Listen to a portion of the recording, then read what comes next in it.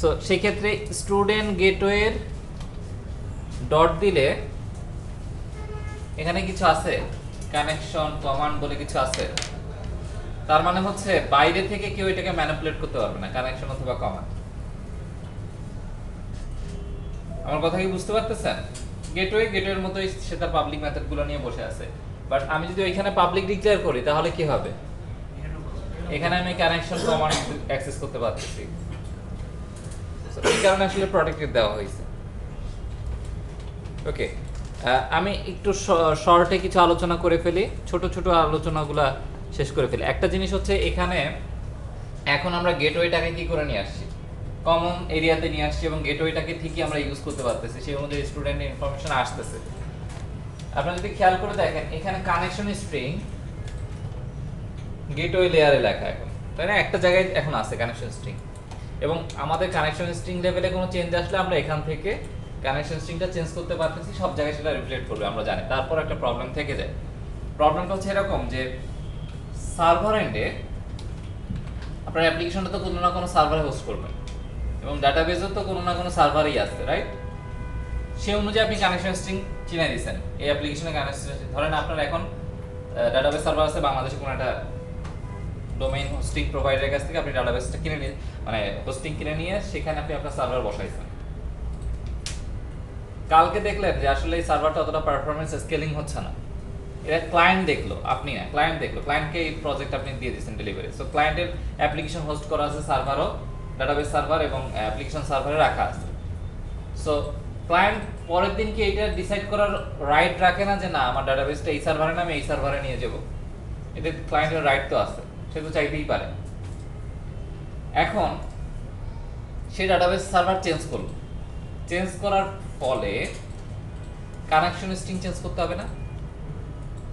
Connection string কিভাবে সে change করবে? তার কাছে তো সোর্স কোড নাই, ফোন দিবে প্রোগ্রামের সাথে কমিউনিকেট করবে। ধরেন আপনার সাথে সেই এসএলএ এগ্রিমেন্ট সব শেষ, সার্ভিস লেভেল এগ্রিমেন্ট সব শেষ, তখন কি আপনি কানেকশন স্ট্রিং চেঞ্জের জন্য আওয়ারলি কস্ট নেবেন? সেটা কি এথিক্যাল হবে? আমার কথাই বুঝতে পারতেছেন? ক্লায়েন্ট তার মানে কি যতবার সে কানেকশন স্ট্রিং চেঞ্জ করবে ততবার তাকে ডেভেলপারকে নক করতে হচ্ছে।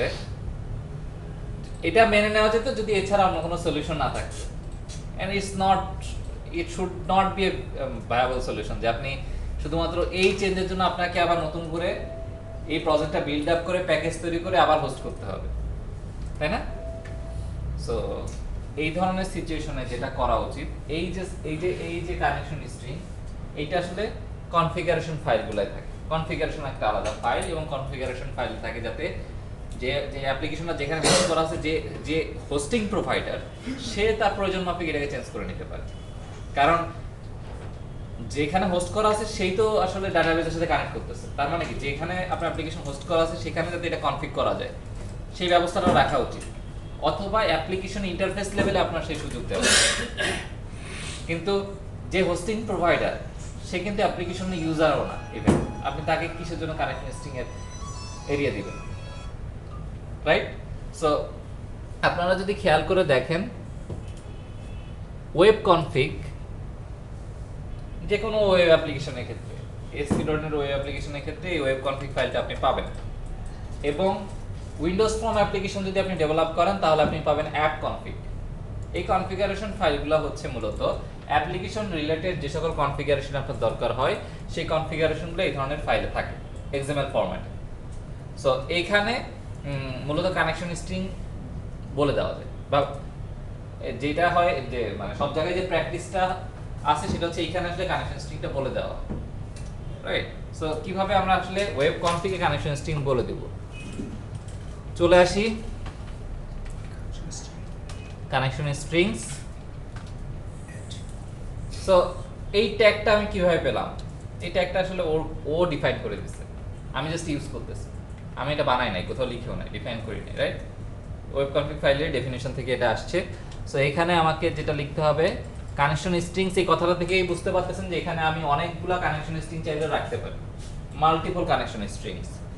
এখন ধরেন আপনি 5টা কানেকশন স্ট্রিং 5টা ডাটাবেসের সাথে কানেক্টেড আছেন এই অ্যাপ্লিকেশনের থ্রুতেই, তাহলে 5টা কানেকশন স্ট্রিং আপনি ম্যানেজ করবেন। প্রতিটা কানেকশন স্ট্রিংকে তাহলে আপনাকে ইউনিকলি আইডেন্টিফাই করা দরকার আছে, না হলে আপনি কিভাবে বুঝবেন যে কোন কানেকশন স্ট্রিং দিয়ে আমি কাজ করতেছি, রাইট? সো সেক্ষেত্রে আপনাকে যেটা ইউজ করতে হবে সেটা হচ্ছে অ্যাড ট্যাগ, এবং এটার ভিতরে নেম যে অ্যাট্রিবিউট আছে সেখানে আপনার কানেকশন স্ট্রিং এর নামটা বলে দিতে হবে। সো ধরেন আমাদের ক্ষেত্রে কানেকশন স্ট্রিং এর নাম হচ্ছে ইউনিভার্সিটি ডিবি কানেকশন স্ট্রিং, ওকে? এবং পরবর্তীতে আরেকটা ট্যাগ আছে, খেয়াল করে দেখেন, কানেকশন স্ট্রিং। সো এই কানেকশন স্ট্রিং ট্যাগের এগেইনস্টে আসলে আপনি আপনার কানেকশন স্ট্রিংটা বলে দিবেন। সো আমরা কানেকশন স্ট্রিং নিয়ে আসি আমাদের গেটওয়ে থেকে,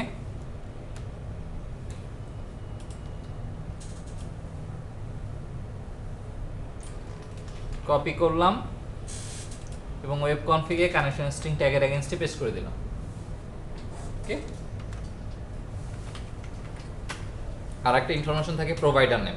প্রোভাইডার নেম যেটা থাকে এটা আসলে যে আপনার ডাটাবেস প্রোভাইডারকে, সে কি এসকিউএল সার্ভার নাকি ওরাকল নাকি অন্য কোনো সার্ভার, মাইএসকিউএল, এনিথিং হতে পারে। সো আমাদের যেহেতু আমরা এসকিউএল সার্ভার ইউজ করতেছি, এসকিউএল সার্ভারের ক্ষেত্রে প্রোভাইডার নেম স্পেস বলে দিতে হয় system dot data dot SQL client, এই কথাটা বলে দিতে হয়। এটা থেকে বোঝা যায় যে আসলে আপনি এসকিউএল সার্ভার প্রোভাইডারের আন্ডারে কাজ করতেছেন, রাইট?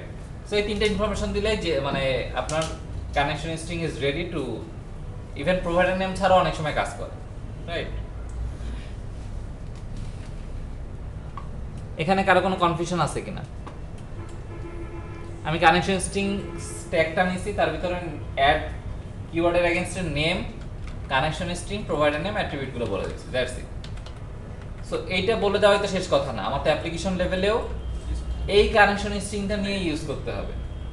এইটা এখন আমার কানেকশন স্ট্রিং সোর্স, ওই কনফিগ ফাইলটা, রাইট? সো কিভাবে আমি অ্যাপ্লিকেশন লেভেলে এটা ইউজ করতে পারি এবং কোথায় ইউজ করব, অ্যাকচুয়ালি কোথায় ইউজ করব? এই যে আমার গেটওয়েতে যেখানে আমি কানেকশন স্ট্রিংটা ইউজ করছি এবং সবাই এখান থেকেই কানেকশন স্ট্রিং অ্যাভেলেবেল পাচ্ছে এখন থেকে, তার মানে আমার গেটওয়ের এই যে কানেকশন স্ট্রিং আমি এখানে নিছি সেটা আসলে আমার ওই কনফিগ ফাইল থেকেই নেওয়া উচিত, রাইট? সেই ক্ষেত্রে খুবই সিম্পল, আপনাকে নিজে থেকে কনফিগ ফাইল লিড করার বা এরকম রাইট করা এরকম কোনো কঠিন জিনিসে যাইতে হবে না। C#.net নিজে থেকে ক্লাস প্রোভাইড করে দিয়েছে যাতে আপনি ওই কনফিগ ফাইলটা অ্যাক্সেস করতে পারেন। সেই ক্লাসটার নাম হচ্ছে configuration manager, configuration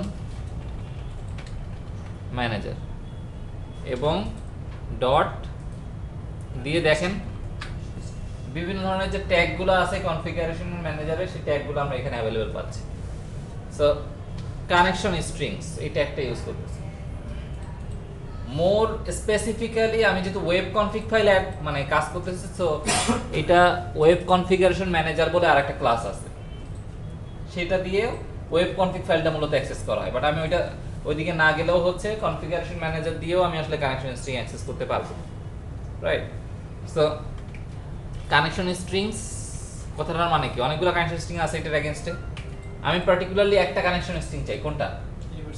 university DB connection string.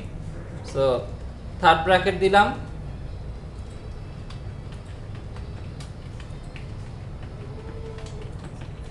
বোঝা যাচ্ছে কি?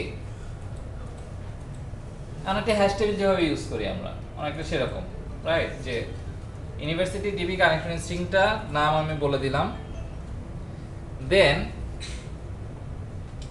ডট কানেকশন স্ট্রিং, অর্থাৎ হ্যাঁ এতবার কানেকশন স্ট্রিং না মানে আমরা তো আসলে যেটা করতেছি এখানে একটু খেয়াল করে দেখেন এইটুকু কি ইনফরমেশন পাস করতেছে। একটা কানেকশন স্ট্রিং এলিমেন্টে যে সকল জিনিস থাকা উচিত সে কিন্তু অ্যাজ এ অবজেক্ট সেটা রিটার্ন করবে। আমি পার্টিকুলারলি কোন কানেকশন স্ট্রিংটা ধরলাম? University DB connection string total এলিমেন্টটা ধরলাম, তার মানে তার এগেইনস্টে কি কি প্রপার্টি ছিল আপনাদের মনে আছে কিনা?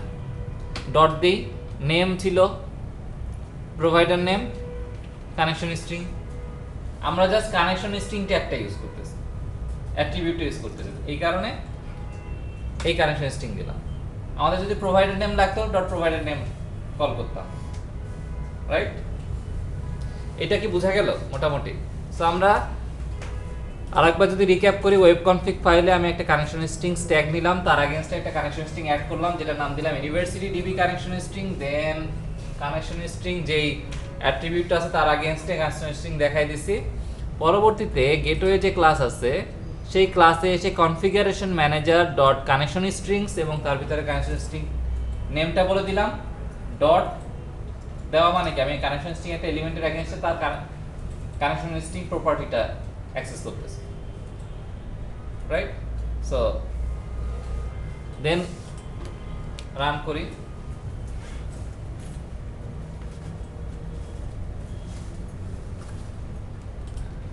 সো এখন কিন্তু কানেকশন স্ট্রিং আসতেছে সেই ওয়েব কনফিগ ফাইল থেকে। কিভাবে শিওর হলাম? আমার অ্যাপ্লিকেশন কিন্তু রানিং, রাইট? সো এখন আমি যদি বলি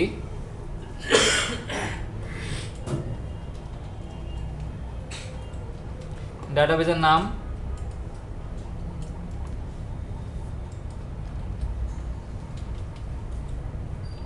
এটা, সেভ করে দিলাম এবং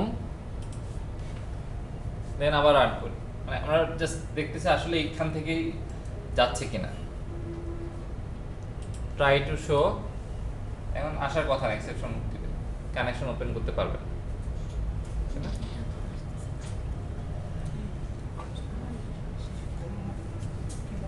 সো এইখানে সে বলতেছে কিন্তু can not open database you.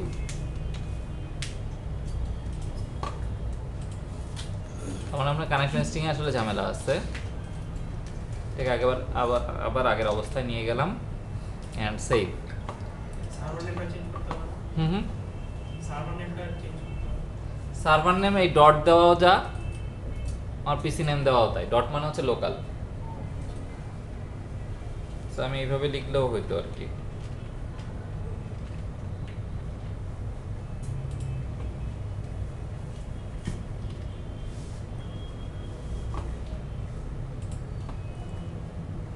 Yes. Okay. যেটা বলেন সেটা বলেন। হুম যে বলেন যে যে কোনো সময় চেঞ্জ করা যাবে। না না, চেঞ্জ তো মানে এটা তো আমি যদি আইএস এ থাকতাম, আমার অ্যাপ্লিকেশন তো আসলে ইয়ার ক্ষেত্রে কি বলে মানে ভিজুয়াল স্টুডিও মোডে আছে। ও নিজে অ্যাপ্লিকেশন সার্ভার তৈরি করছে টেম্পোরারিলি, ও তো আর এটার সাথে এখন কানেক্টেড মোডে থাকে না।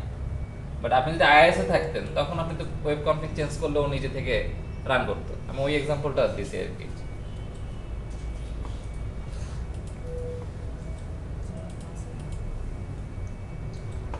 সো